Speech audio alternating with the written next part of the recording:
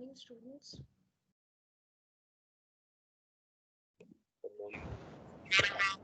Good morning, ma'am. So what I will do is, as far as the syllabus is concerned, it involves theoretical ideas, but at the same time, your syllabus also has sections on, um, you know, few concepts. And yesterday, Georgian was trying to get some clarification with regard to the PDF and the material that I had shared with all of you. And so the thing is that the concepts in ecology, which is like concepts like what is a habitat, what is a niche, there's a PDF that I've shared with regard to that, and that is required of you in the syllabus. Other than that, I have also shared, I think, two documents on what do you say, the traditional knowledge. So, generally, sections on traditional knowledge, its application are also something which are important for you to understand. Okay, so then you have theoretical ideas, which I'm going to be covering in the syllabus through, you know, classroom lecture mode. So, other than that, you also have few other materials that you would be required to prepare on your own. One would be the ecological movements in India. You need to prepare a presentation, all of you, with regard to the ecological movements of India. Okay, so these are basically socio-ecological movement, and you're supposed to prepare a case study of any community with regard to that particular movement and putting that particular environmental issue in perspective. Is it clear, all of you? Mom, are we doing this individually or in Yes, groups? the presentation, yes, you have to do individually Okay. because it will be a part of your continuous internal assessment. Okay. Ma'am, it would be roll number wise, right? Um, okay. Roll number wise. Ma'am, I'm asking because then according to that, we'll decide the topic so that the topics don't clash between us. Yeah, you can decide any scheme, all of you together. There are 17 of you, of which today 16 are present. So it's up to you to decide the scheme. You can simply just tell me which topic you are choosing. Sorry, which scheme would you like me to consider while taking out your name? Or I can just, it's up to you. You people must be having a class group.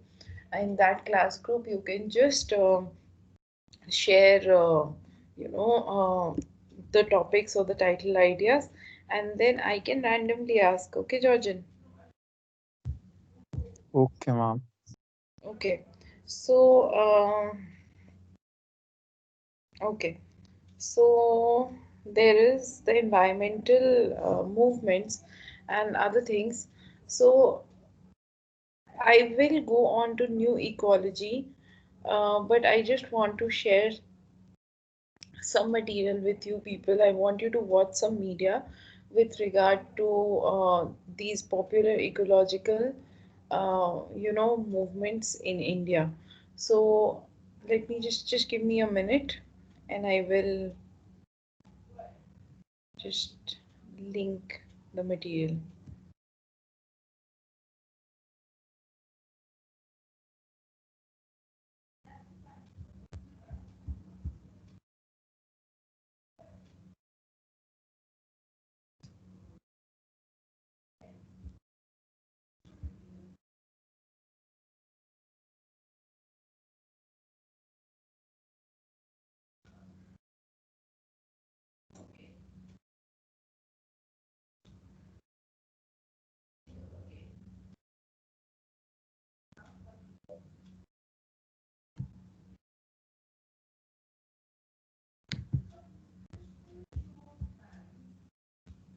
I'm showing you people two movements. One is the Appika movement, and the other is the Vishnui movement. So I'm going to be sharing with you uh, just a moment. I'm going to be sharing with you one of the movements, just anyone.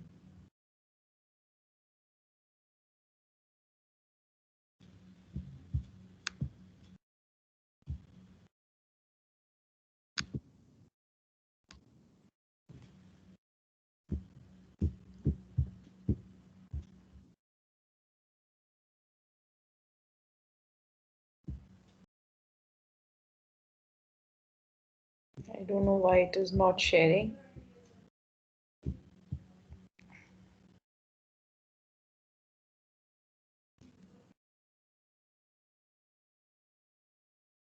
Anyway, um, there seems to be some problem in trying to, link it. Just give me,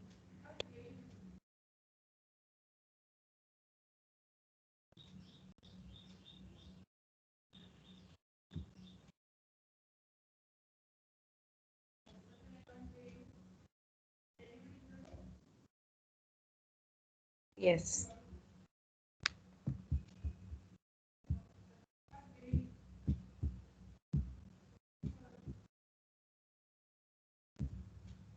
Let me know if you're able to hear and see the video.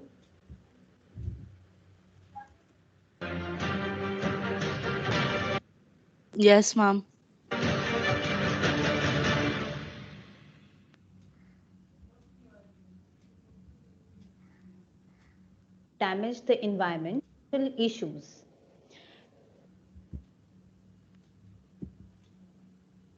The fact, which is quite known, is that humans have damaged the environment which sustains them, is not new, and that nature is reverting back with increased incidences of natural disasters, global rise in temperatures, climate changes, etc., is even more visible.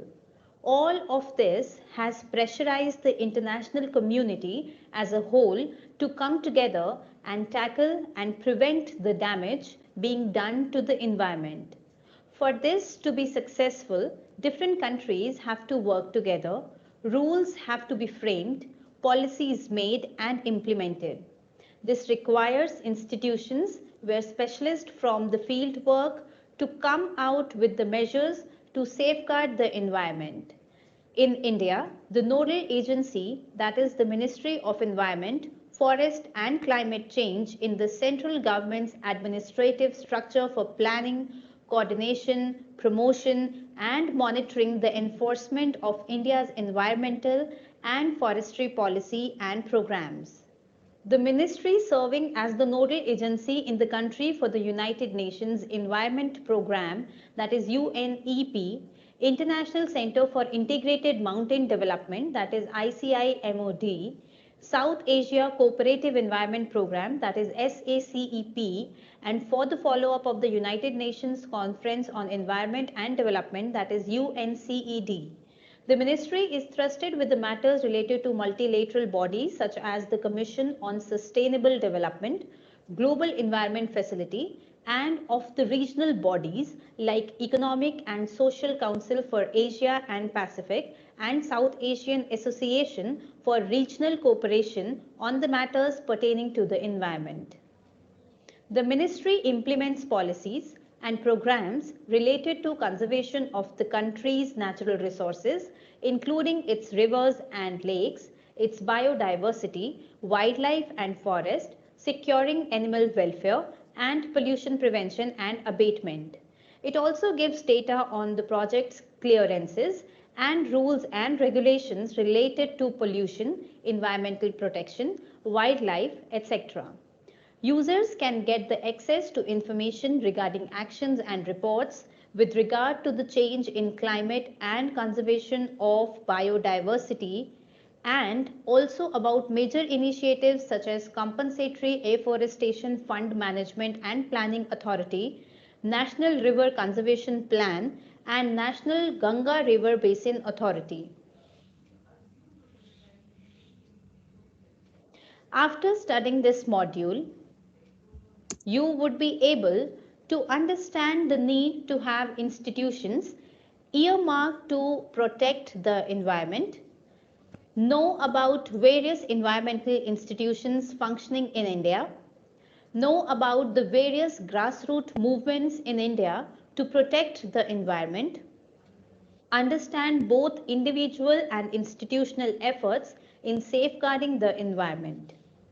Let us learn about the institutions for environmental education and research in India.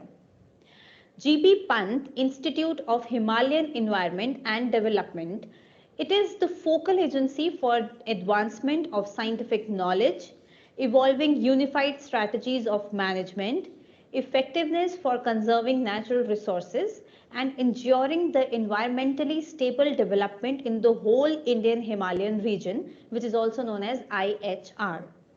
The research and development activities of the institutes are centered on 6 themes, namely socio-economic development, that is SED, environmental assessment and management, namely EAM, watershed process and management, namely WPM, knowledge product and capacity building, which is also known as KCB, biodiversity conservation and management, which is also known as BCM, and biotechnology applications, also known as BTA. The institute tries in maintaining balance between socio-cultural, ecological, physical and economic system which will result into sustainability in the IHR, that is Indian Himalayan region. For this, particular attention directed to the preservation of fragile mountain ecosystems, indigenous knowledge systems, and sustainable usage of natural resources. Steps needed to ensure local participation for long-term acceptance and success of the programs. Apex body, Indian Council of Forestry Research Education in the National Forestry Research System. It has 9 regional research institutes and 4 research centers established in diverse biogeographical regions of the country and striving towards a unified development of research in forestry via the need-based planning, promoting, conducting and coordinating research, education and extension taking into account all matters related to forestry. The Council is directed to provide solutions-based forestry research according to the sector's forthcoming issues, worldwide concerns like climate change, conservation of biological diversity, combating desertification, and sustainable management and development of resources. Indian Institute of Forest Management. Indian Institute of Forest Management is an institute sectoral management which constantly tries evolving knowledge that is beneficial to the managers in the area of forest environment and natural resource management and allied sectors. It propagates like knowledge in manner, promoting the application to individuals and organizations. IIFM provides training in management and related subjects for the person from the Indian Forest Service, forest departments, forest development corporations and forest related industries. It selects and prepares outstanding and talented young people for careers leading to management responsibility in forestry and forest related system. It also institutes awards, fellowships, scholarships, prizes and medals with regard to the rules and bylaws. Worldwide Fund for Nature. India WWF's goal is to alleviate planet's natural environment degradation and form future where humans stays in harmony with nature by conserving the world's biological diversity, ensure that the usage of natural resources is sustainable and the promotion of pollution reduction and wasteful consumption. WWF India undertakes different activities in the area of nature protection, starting from education and capacity building to other areas like biodiversity field projects, policy studies, enviro legal action and advocacy, and even in the areas such as conservation and religion. Environment Protection Training and Research Institute is India's chief agency which provides training, applied research services, consultancy, and extending advocacy in the area of environment protection to industries, regulatory bodies, government organizations, and NGOs, and works toward bringing about change for a more balanced development. It involves diverse areas related to environmental matters such as protected areas and biodiversity, environmental awareness, urban agglomeration, human resource development, capacity building, and research. Its services include environmental engineering and management, environment and sustainable development, environmental quality mapping, environmental information system, laboratory services, capacity building, and NINE, that is 9 plus. Environmental Information System, also known as ENVIS. ENVIS, that is Environmental Information System, is a comprehensive network in environmental information collection, collation, storage, retrieval, and dissemination to decision makers. I'm moving ahead because this is slightly more technical and I don't want you people to go into the Policy depths planner. of this.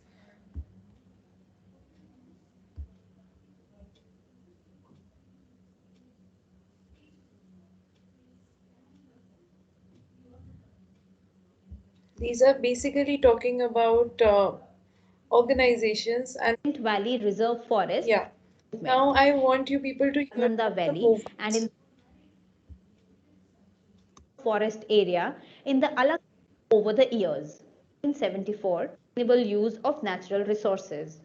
For this, it has established regional centers in Bengaluru, Goa, Mumbai, Guwahati, and the Himalayas and set up affiliate institutes TERI NA, Washington, DC, USA, and TERI Europe, London, UK. Apart from these, it also has presence in Japan, Malaysia, and the UAE, and a research base in Africa. Next, we shall discuss about the grassroots movement over the years. Some of the grassroots environmental movements are Bishnoi movement. In the early part of the 18th century in Rajasthan, the people of Bishnoi community under the leadership of a lady called Amrita Devi laid down their lives to successfully protect the trees from being felled on the order of the Maharaja of Jodhpur, as after this incident the Maharaja gave a strong royal decree preventing the cutting of trees in all Bishnoi villages. The Chipko movement came into place when government decided to allocate a plot of forest area in the Alaknanda valley to Sport Goods Company. With this, villagers became angry as earlier a like demand for the usage of wood for agricultural tools had been. The first Chipko action came into existence in April 1973 in Mandal village in the upper Alaknanda valley, and in the next 5 years disseminated to many districts of the Himalayan in Uttar Pradesh. The movement resisted to the destruction of forests spread throughout India and came to be known as the Chipko movement, as the villagers hugged the trees and prevented the contractors from felling them. The Chipko protest in Uttar Pradesh resulted in a 15-year ban on green felling in the Himalayan forest of that state. Since then, the movement has spread to many states in the country. The Apiko movement in the South India's Chipko movement. It uses various techniques to raise awareness like foot marches in the interior forest, slide shows, folk dances, street plays, and so on. It has not only stopped the felling of trees but is also working on bringing barren land under tree cover and green energy. Save Silent Valley movement was initiated when a dam was proposed to be built on Kuntipuza River, which takes its origin in the Silent Valley, which is an evergreen tropical forest in the Palakkad district of Kerala, India. It was started in 1973 to save the Silent Valley Reserve Forest from being flooded by the hydroelectric project. The valley was declared as Silent Valley National Park in 1985, but the controversy surrounding the valley is still on. Balyapal movement. On the east coast of India, The peasants and fisher folk of Balyapal and Bhograi village stood against the central government and military establishment as they were facing forced eviction and relocation from their homes and lands to make way for government's national testing range, a site for testing and launching of satellites, rockets and long-range missiles. Narmada Bachao Andolan. It sparked off when 30 major, 135 medium, and 3,000 small dams were granted approval for the construction by the tribunal, including raising the height of the Sardar Sarovar Dam. It consisted of Adivasis, farmers, environmentalists, and human rights activities, namely Medha Patkar, Baba Amte, and the like, campaigning against such a move through hunger strikes and garnering support from the film and art personalities, notably Bollywood actor Amir Khan, Arundhati Roy. Save Ganga movement. The utility, aesthetic, and religious value of Ganga and of the Himalaya is invaluable. Yet the pollution level of Ganga continues to be alarmingly high. The objective of Save Ganga movement is to create mass awareness for an eco-friendly, non-violent culture of development for the protection of our life-sustaining natural systems and to put moral pressure on the government to take time-bound decisive steps to completely and permanently save them. It was initiated by National Women's Organization Pune as a non-violent movement to save the Ganga and the Giriraj Himalayas in particular. It holds rallies, seminars, workshops and panel discussions on the issue. Jungle Bachao Andolan.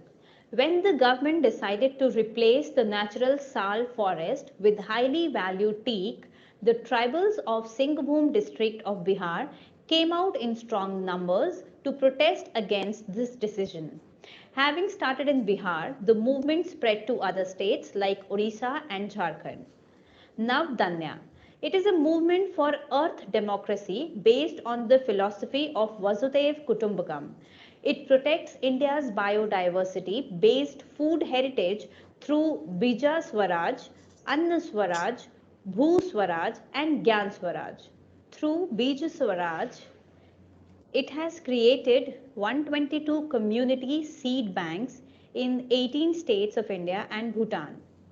These are distributed to the farmers in case of calamities.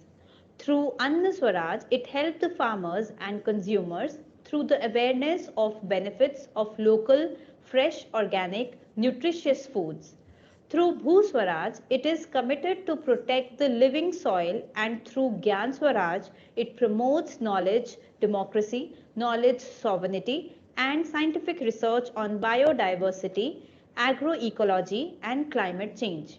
It has challenged the biopiracy of our traditional knowledge and indigenous biodiversity and won the cases related to neem, basmati, and wheat.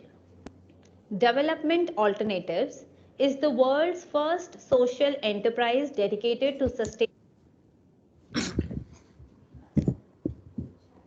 Okay. Could you follow this?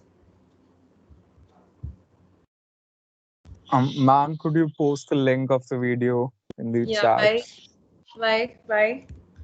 How Ma'am, many? because Yes. ma'am, then we could go through it again now because she was talking about those movements, so we could refer to those movements for the presentation. Yeah. So the reason why I made you hear this today is that I wanted you people to not really think that you know it will be covered and only my effort is required, but you require to understand in detail each of these movements. So what she has done is that she has given you a very brief outlook of uh, all the movements, all the prominent movements of India, but you have to now study each one of them as a case study on your own. So you have to prepare material on that. Okay, is that clear? Yes, ma'am. Yes, ma'am. So I'm going to be posting the link But how many of you can actually tell me truthfully that you were noting down the names? Ma'am, I can. Ma'am, I noted down. Ma'am, I also noted down the I did, names. ma'am.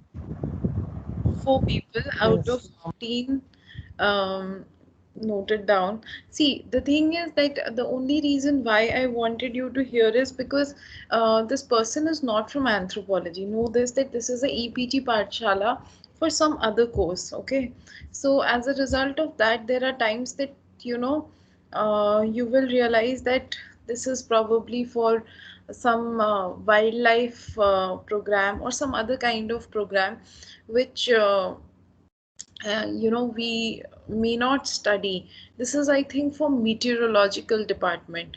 So that is why I wanted you people to pay attention to it, because she is not teaching anthropology, and therefore the anthropological perspective or the cultural ecological perspective is something that you need to develop on your own.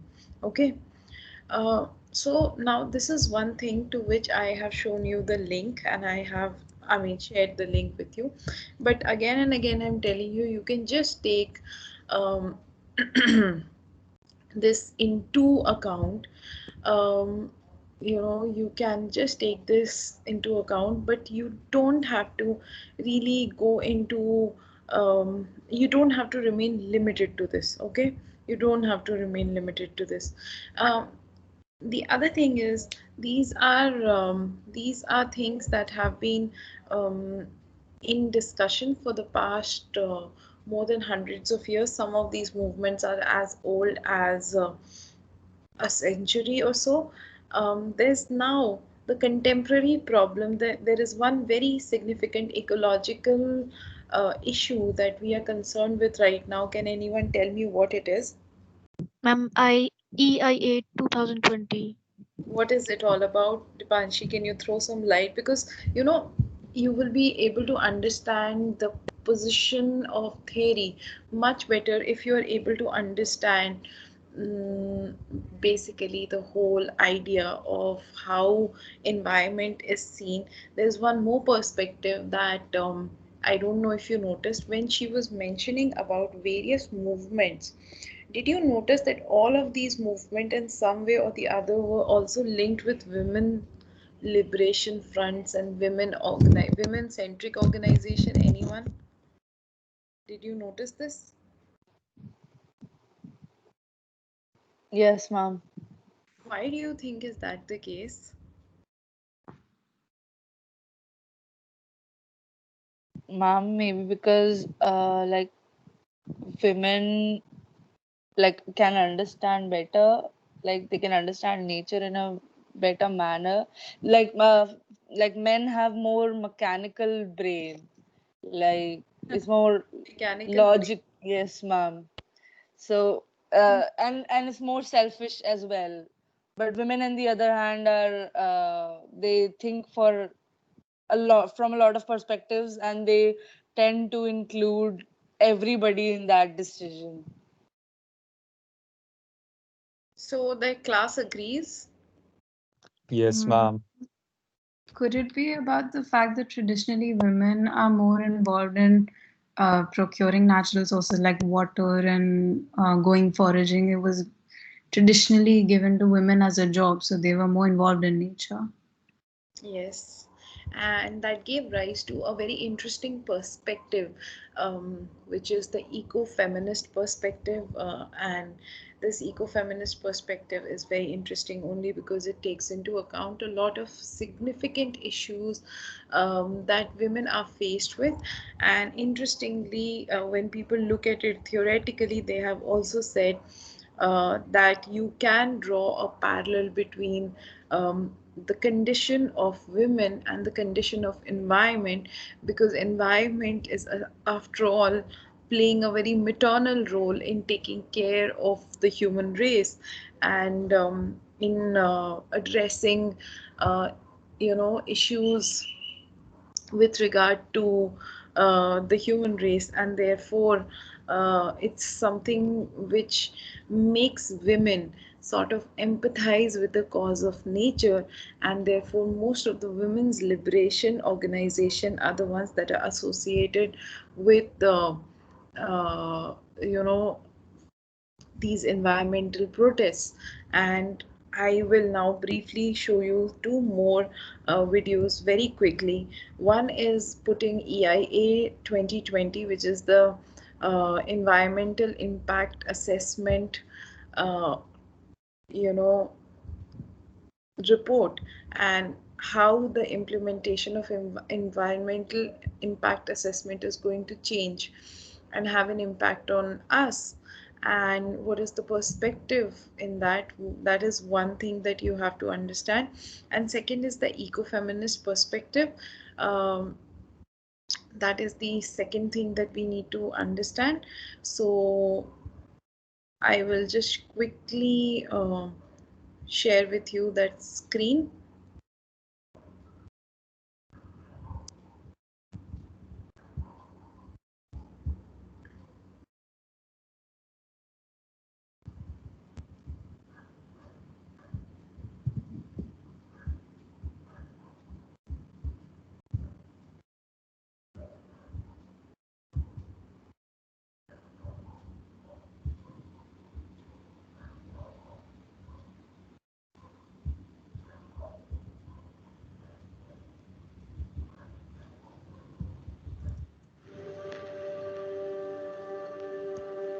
Environmental Impact Assessment or EIA is the process or study which predicts the effect of a proposed industrial or infrastructural project on the environment. It falls under the Environment Protection Act of 1986. EIA covers projects such as mining of coal or other minerals, infrastructure development, thermal, nuclear, and hydropower projects, real estate, and other industrial projects. It prevents the proposed activity or project from being approved without proper oversight or taking adverse consequences into account. It compares various alternatives for a project and identifies the one which represents the best combination of economic and environmental costs and benefits.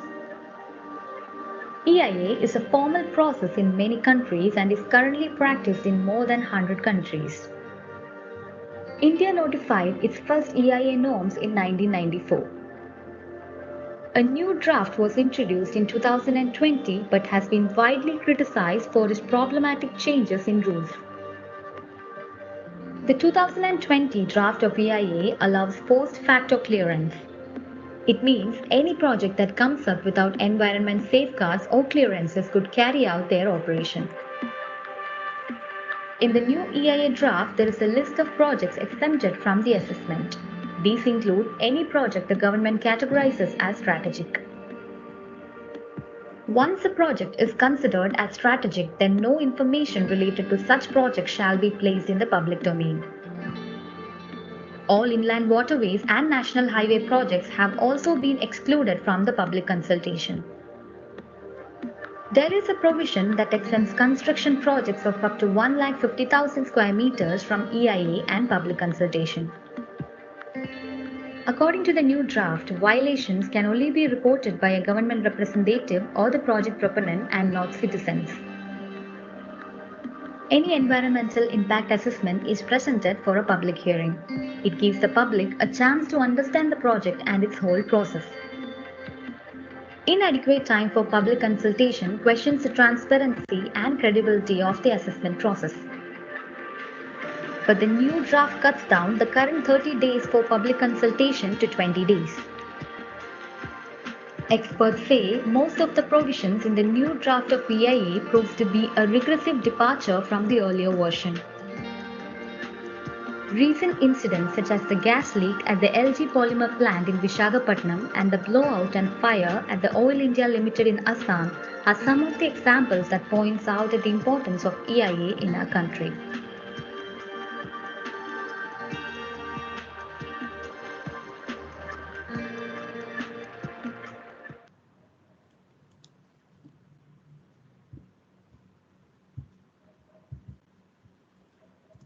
that India will see. You will have a water This crisis. video is You on will be EIA living in an Draft area with 2020, and we will critically analyze and learn about what are the concerns high air regarding it. pollution levels. So And this is EIA a stands time for when Environmental Impact Assessment. the law should have been stronger to deal with the crisis that is happening both in urban areas and rural areas. Ritvik Datta is talking about the latest draft Environment Impact Assessment notification by India's Environment Ministry. The notification, if finalized, will change how industries are regulated and weaken protection given to the environment. But what does EIA cover? In 1994, the Environment Ministry came out with the EIA notification, a process to regulate environment clearances for new projects or expansions. Environment clearance is needed by projects related to mining coal or other minerals, thermal and hydropower plants, real estate, and other industrial projects. The projects are assessed based on their potential impact on the environment by a panel of experts, which then recommends clearance or rejects it. The final decision is then taken by the Environment Ministry. In March, while the country was under lockdown, the draft was made open to public suggestions or objections.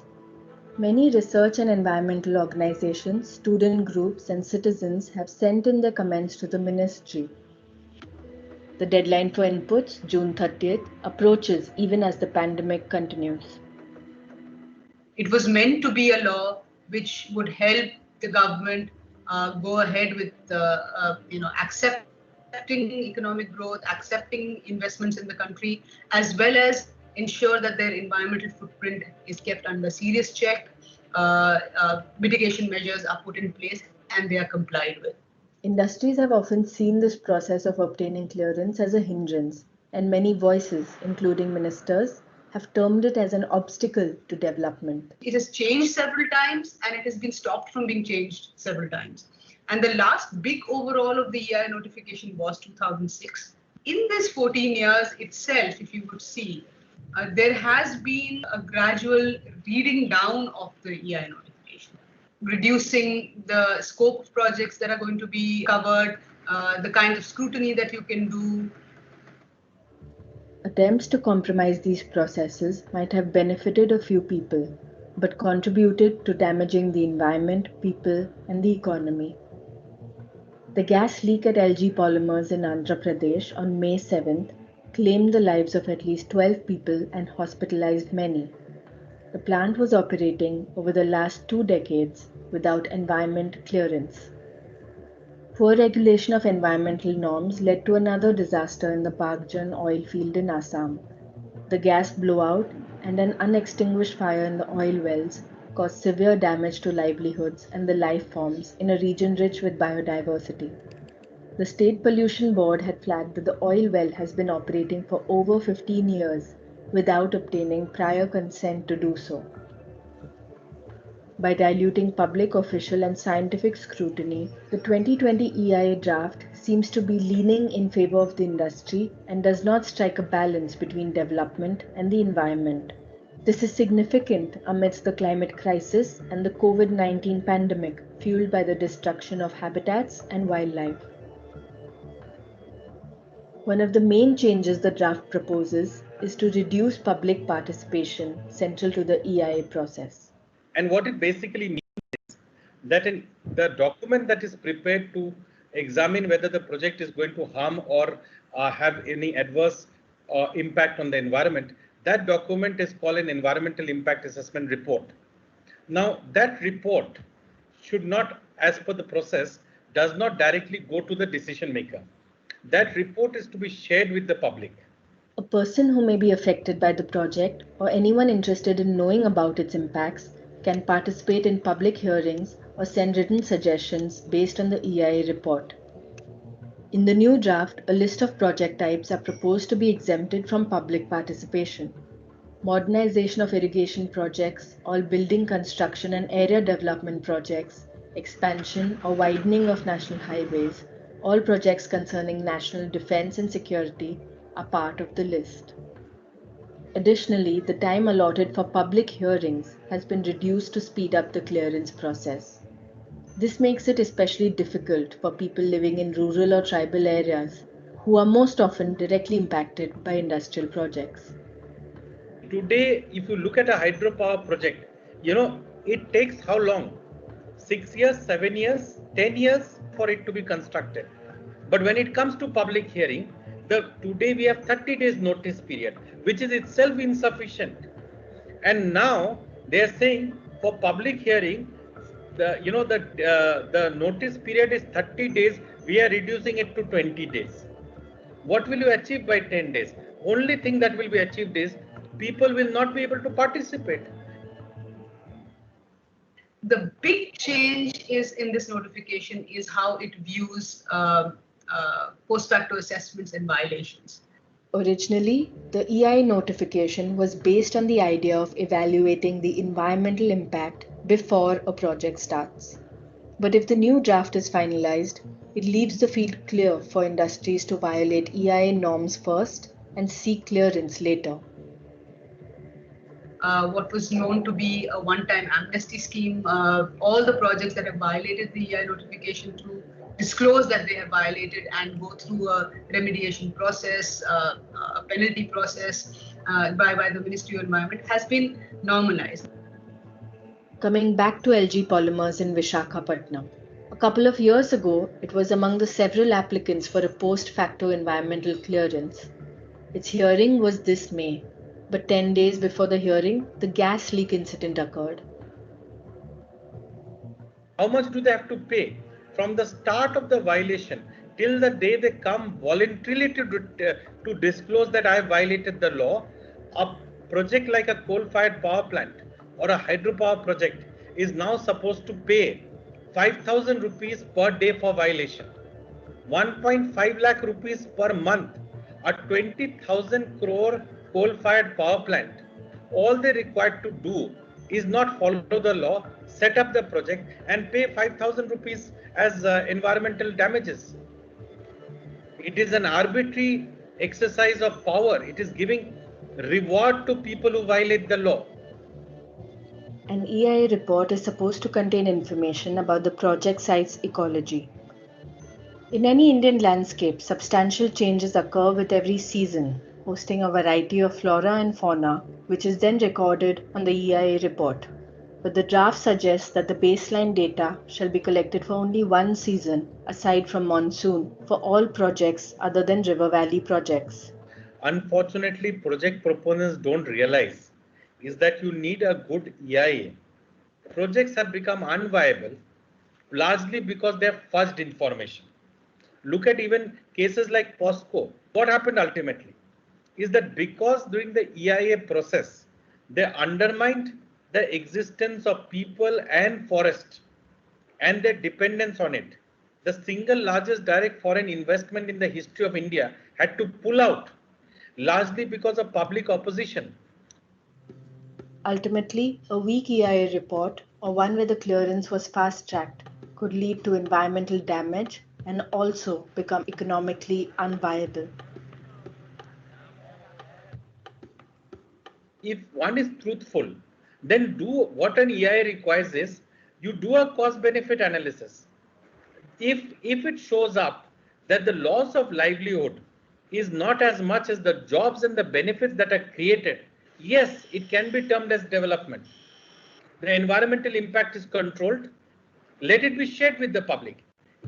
Unfortunately, people say immediately, because we're coming out with a mine, it is development. Then show us the calculation.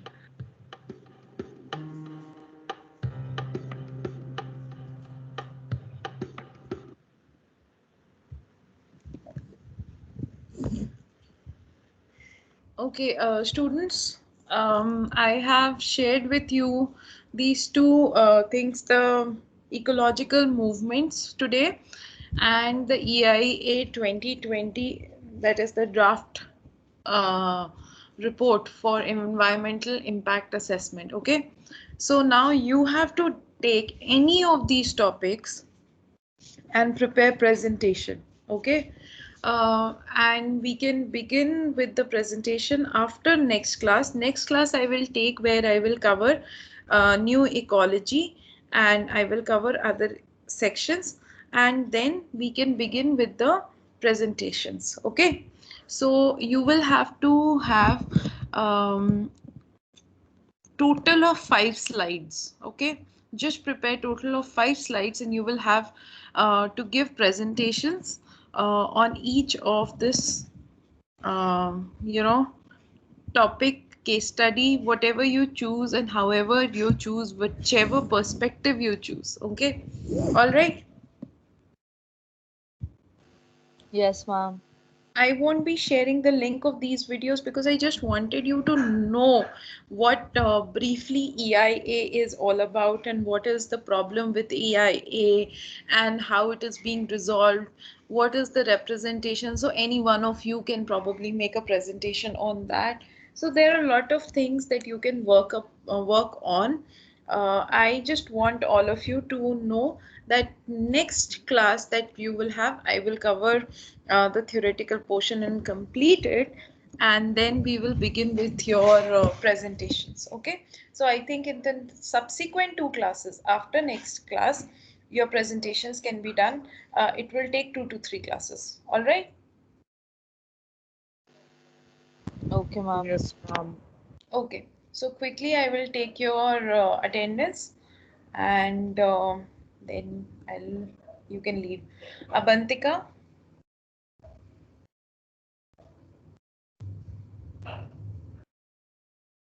Akshat, Ankur, Present, Yes, ma'am. ma'am.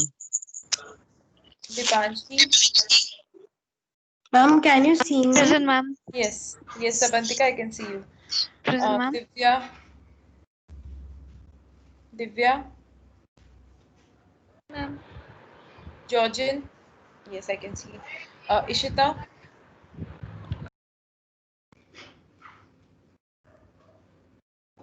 okay. Jay, Karan, Present, ma'am. yes, I can see. Karan, Present, ma'am. Neha, Present, Ritika. ma'am. Ma'am, Sam. am I visible? Yes, you are now. Ritika, Samaksh. Ma'am, can you see me? Present, ma'am. Yes, I can see both of you, Ritika and Samaksh both. Stanzin, Vasundhara.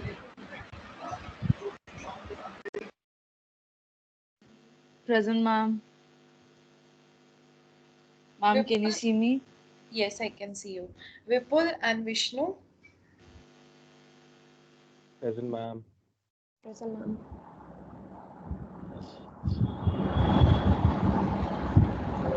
Yes.